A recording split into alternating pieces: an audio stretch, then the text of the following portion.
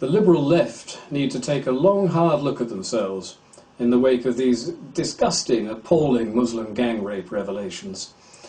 You know, I don't blame the Muslims particularly. They're simply living by the 7th century rules of a desert warrior. But I do blame the liberal left for quite literally enabling the brutal rape and violation of our children. And all you liberal leftists, you're complicit in these crimes against humanity. You could have stopped this years ago, but you deliberately chose not to. The BBC, The Guardian, the Crown Prosecution Service, the Child Protection Agency, the Politically Correct Police Service. I accuse you and the entire liberal establishment of deliberately covering up the multiple rapes and ruined lives of countless vulnerable young girls because of your utterly immoral and obscene attitude toward your own people and your cowardly appeasement of a religious and political ideology that actually sanctions the violation of non-Muslim females. And even now, when the facts are presented before us, you tell us it's not a Muslim problem, nor apparently a racial problem, unless you happen to be one of those sort of vaguely all-encompassing Asians. But no amount of politically correct liberal left lies and evasion can disguise reality. And reality confirms that the overwhelming culture of these paedophile rapists were Islamic, and the overwhelming race of the majority of the victims were indigenous British girls. And this isn't just a one-off case, you know. It's not just in Britain where this sort of thing happens, because the multiple gang rapes of indigenous girls by Muslims is replicated in every single country where Muslims coexist with non-Muslims. There's a rape epidemic in Oslo. The vast majority of the rapists are Muslim. The vast majority of the victims are Norwegian girls. There's a rape epidemic in Malmö. The vast majority of the rapists are Muslim, and the vast majority of the victims are Swedish girls. There's a rape epidemic in Copenhagen. The vast majority of the perpetrators are Muslim, and the vast majority of the victims are Danish girls. There's even a rape epidemic in Sydney, and the vast majority of the rapists are Muslims, and the vast majority of the victims are Australian girls. I think we can pretty much safely say then that it is indeed a matter of just one particular religion, and that's Islam, rather than the liberal left's obscene portrayal of it all as simply some sort of an Asian problem. And it is indeed a racial problem when the victims are overwhelmingly native Europeans.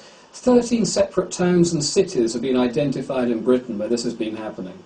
And it now turns out the authorities have known about it since the early 1990s.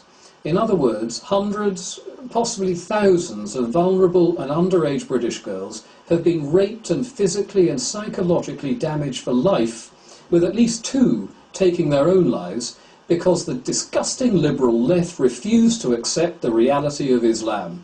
And what's worse, even when the whole disgusting issue is dragged into the limelight, they still refuse to recognise that Islam is a supremacist ideology.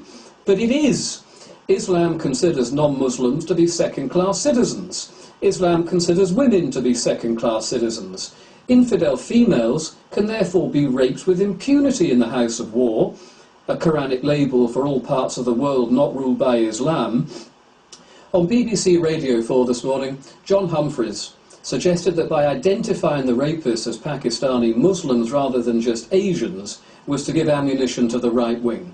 So the BBC continues to cover up the brutality of Muslim gang rapes rather than face the reality of the modern Britain produced by their malignant and catastrophic left-wing ideology, and by doing this the BBC, overwhelmingly a feminist, supposedly, organisation, is complicit in the rape of our children. And years of indoctrination by the liberal left have now produced policemen with no sense of their duty to protect the most vulnerable people in our society. Politically correct police chiefs now have no morals, no decency, no empathy. They're just driven by a fear of being labelled racist, apparently a far worse crime than being a racist gang paedophile. And the worst thing here is I can guarantee not one policeman will lose his job even after they admitted they willfully, deliberately ignored the ongoing abuse carried out on their watch, all in the interest of some sort of perverted community cohesion. The British police are now more than just a disgrace, they're a stain on the history of this country, and the left-wing politically correct indoctrination that's enabled these shameful events really means one thing, and one thing only. By deliberately ignoring crimes against humanity and subsequently seeking to disguise and cover up these crimes, the liberal left have lost their very own humanity along with their morals and their souls. And if they had any basic common decency, they'd be ashamed of themselves. But I don't think they are. Despite facilitating genuine evil and wickedness, their prime concern now is just to hang on to their jobs and seek to halt the rise of what they term the right wing. You know, those nasty people labelled racist when they drew attention to Muslim gang rape over a decade ago. But they can't stop us. We are rising only because the public are awakening to the results of all that the liberal left stand for. There's good and evil in this world, and the liberal left is evil.